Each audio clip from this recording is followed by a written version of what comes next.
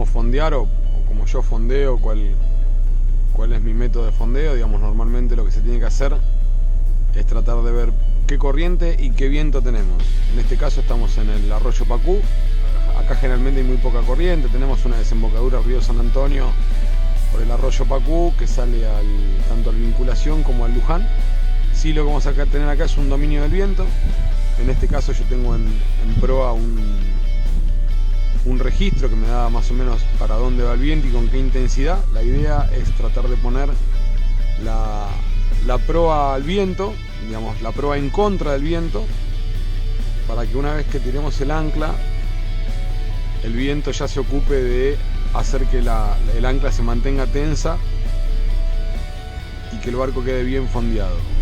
Estamos en este momento con 4 metros de profundidad. Tendríamos que tirar casi unos de 12 a 15 metros de cadena.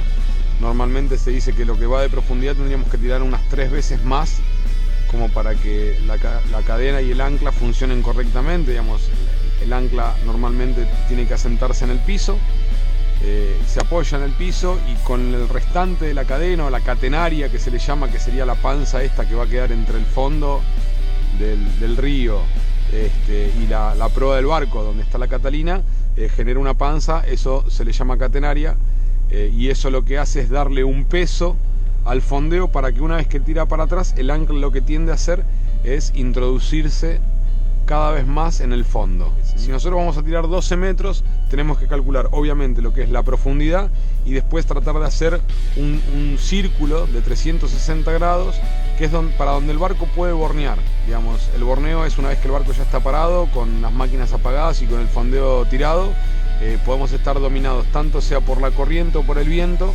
Entonces el barco se va a mover y eso hace que uno tenga que estar quizás un poco más atento.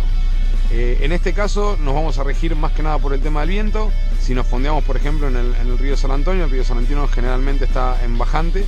Digamos, esto significa que la desembocadura va hacia lo que es el río de la Plata. Entonces tenemos que poner proa en contra de la corriente. Digamos, siempre va a dominar la corriente a menos que tengamos una excesiva cantidad de viento, y se va a compensar un poco lo que va a ser la corriente con el viento y el barco quizás quede un poco cruzado a lo que es la corriente. Pero normalmente en ríos que tengamos corriente, domina corriente. En este caso que no tenemos corriente, domina viento. Entonces acá lo que vamos a hacer, bueno, tenemos el barco, ahí lo voy a dejar quieto, vamos a bajar la cadena. En este caso, bueno, ahora estamos con 4 metros 4, bajamos ahí la cadena. También puede darse muchas veces por el ruido del malacate, que también cambia, ahora capaz que en el video lo llega a captar y nos damos cuenta. Ahí empezamos a bajar, fíjense que ahí se va a ver un punto naranja, ese es el primer metro, ahí tocó el agua. 2 metros, 3 metros, 4 metros, 5. Ahí ya nos dimos cuenta que tocó fondo.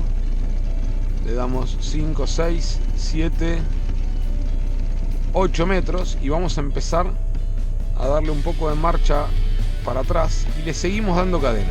Esto es para formar esta panza o esta catenaria, y fíjense que ya se empieza a levantar, empieza a irse todo lo que sería la cadena para adelante, y eso es porque ya está haciendo fondo, y le suelto de vuelta un poco más. Esto lo que hago es que el ancla toque fondo, se entierre en el fondo, tire un poco para lo que sería para atrás, y una vez que yo veo que ya empieza a tensar, le doy un poco más de cadena como para que se asiente esa catenaria, y de vuelta le vuelvo a dar para atrás. Y se vuelve a levantar y le vuelvo a soltar. ¿Está bien? En este caso, como les dije antes, yo tendría que haber tirado, no sé, unos 15 metros de cadena. Realmente es innecesario, y la precaución que yo tengo que tomar de los 360 grados es demasiado, ¿no? Si yo tengo que calcular 15 metros a la redonda es muchísimo. Entonces en este caso yo ya sé que el barco con este viento y con poca corriente va a quedar fondeado. Si yo le doy máquina para atrás, van a ver que la Catalina se empieza a levantar, ¿está bien? Porque está bien fondeado el barco. Y si no, en el caso de que estemos en un río con mucha corriente, una de las mejores formas para darse cuenta si el barco está bien fondeado, si no tomamos registro de la Catalina como para ver que realmente se haya levantado y haya hecho fondo. En este caso lo voy a hacer con las máquinas, pero normalmente cuando hay corriente ya el barco automáticamente se empieza a mover para atrás. Si ustedes ven la costa, yo ahí empecé a darle marcha atrás, el barco se empieza a mover, y cuando el barco va a hacer fondo va a levantar la Catalina ahí, y fíjense que automáticamente en un momento el barco es como que se va a frenar. Lo que normalmente recomiendo es que una vez que fondeamos nos quedemos un rato arriba del barco con las máquinas en marcha, más que nada para ver cómo se comporta el barco, para dónde se mueve, cómo actúa con el viento o con la corriente.